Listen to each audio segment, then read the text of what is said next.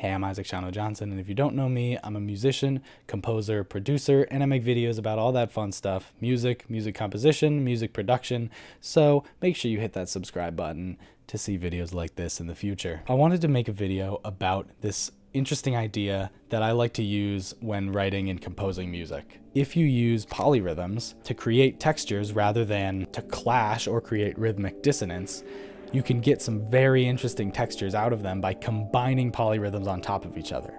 Now, I personally am a big fan of Charles Ives and Philip Glass, and they both use polyrhythms a lot. If you don't know what polyrhythms are, Adam Neely has an awesome video about polyrhythms I'll link over here. So make sure you watch that video. It's very in-depth and very informative. The main idea of polyrhythms is that you have two contrasting rhythms on top of each other. So a common polyrhythm is 3/2.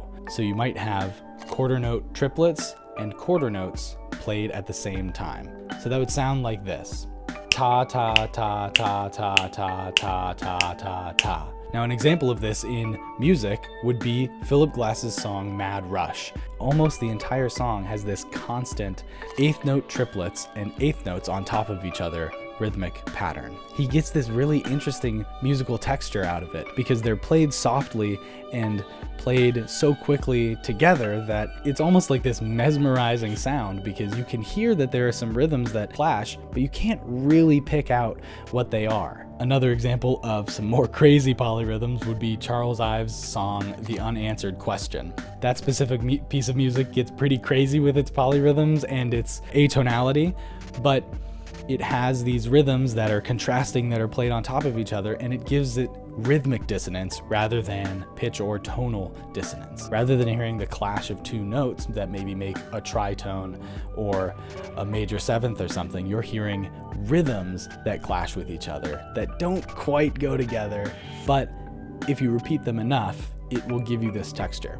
So for example, one of my songs, Dreaming of Turquoise, which is a single and it's on my EP Starshine on Spotify, Tidal, iTunes, Bandcamp, wherever you listen to music, you'll be able to find it. Dreaming of Turquoise has this same idea. It has some different polyrhythms in it that clash, but they're played enough where it creates this texture. Another song of mine that does this is Movement 2 Breathing from my album Expanding an Electric Symphony. In that one specifically, it has a very good example of what I'm going to teach you how to do.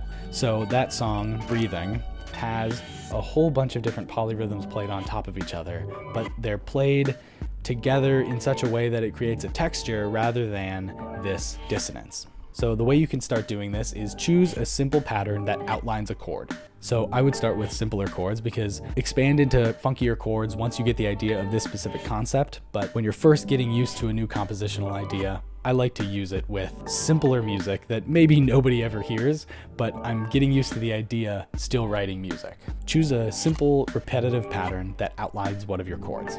Then choose a subdivision on top of that that clashes. For example, if you started with eighth notes, maybe you put eighth note triplets on top of it. And then after that, you could choose 16th notes to put on top of it. Now, 16th notes and 8th notes will line up a little bit more, but 16th notes and 8th note triplets won't line up and won't misalign in the same way that 8th note triplets and 8th notes misalign. So once you have those two together, you could add something else on top of it. For example, in my song Movement 2 Breathing, I've got quintuplets and 16th notes and 8th note triplets at a point. And I think I have 8th notes as well. Now that means that I have groups of 5, groups of 4, groups of 3, groups of 2, all playing together. It creates this really interesting texture where these things are clashing and they're not quite lining up, but after you listen to it for a little bit, you kind of get used to it and you just hear it as this texture rather than all of these separate elements. So you have all of these layers added on, but they're all outlining the same chord. And maybe they're in different registers or playing different notes, but it'll create this sort of almost messy texture, but it doesn't sound messy because it's very exact and very thought out. The way I like to introduce these in a piece of music is to do it slowly and gradually. For example, Breathing starts with this contrapuntal thing with this pad, and then these other elements are added. That's one way that you can write it, but obviously you can do whatever you want. You can add it whenever. Reason I like to do it gradually is because by the end of the song, you're used to it. For example, in Dreaming of Turquoise, all of these elements that are sort of contrasting and polyrhythmic are added together, and by the end of the song, you hardly even notice that there are maybe 4 polyrhythms going on because you've been listening to it for a little bit already. Let's say you have an 8-bar loop. After that 8-bar loop is done, you add another polyrhythm, then another polyrhythm. You go through that loop 4 times, you have 4 different polyrhythms. By the time you're there, you might be so used to the first 2 polyrhythms and then the first 3 that you don't even really hear it as all that dissonant. You've accustomed yourself to the music, or rather the composer has accustomed you to the music. You've gotten used to this rhythmic dissonance without even really noticing that there was rhythmic dissonance, because all of these elements were slowly added together. Another thing that you can do with this idea is put all of these polyrhythms in different registers so that they don't immediately clash. For example, if you had all 5 of those polyrhythms, 16th note quintuplets, 16th notes, 8th note triplets, 8th notes, all on top of each other on one note, that's probably going to sound a little more strange than if you divided it up between a whole bunch of different notes. So maybe you have, similar to Mad Rush by Philip Glass, 8th notes and 8th note triplets relatively close together, and then you have 16th notes higher than that, and 16th note quintuplets higher than that. That'll give you this texture of having all of these things go together without having to have everything clash immediately. I'm a big fan of using this idea to compose music. I think it can create some really cool textures, especially if you mix it with other things that you're doing. It'll give you these textures that you don't get really from anything else. It'll give you these textures that in a way sound messy, but also at the same time sound very thought out and very organized, because they are. Having 5s with 4s, 3s, and 2s is a very exact way to write out your texture. So it'll sound messy because they clash,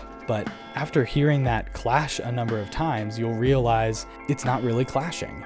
Everything is thought out to be exactly where it is. It might get messy in the middle, but it always lines up at the end, and it always comes back. So it's almost this texture that gets messy, then gets back, gets messy, and then resolves. You're playing with this idea of dissonance, where you have this dissonance, then it comes back and gets resolved. Then it gets more dissonant and then resolves. It resolves in the same way, within the same time period, every single time. So you can kind of get used to hearing it as this texture because it gets dissonant, comes back. And every time it's the same type of dissonance and the same type of resolution. And you hear it repeatedly. So it can give you these really cool textures. Definitely try it out in your music if you're trying to think of some fun textures, or you just get bored with writing the same textures all the time. It can be a great way to add a little more interest into your music.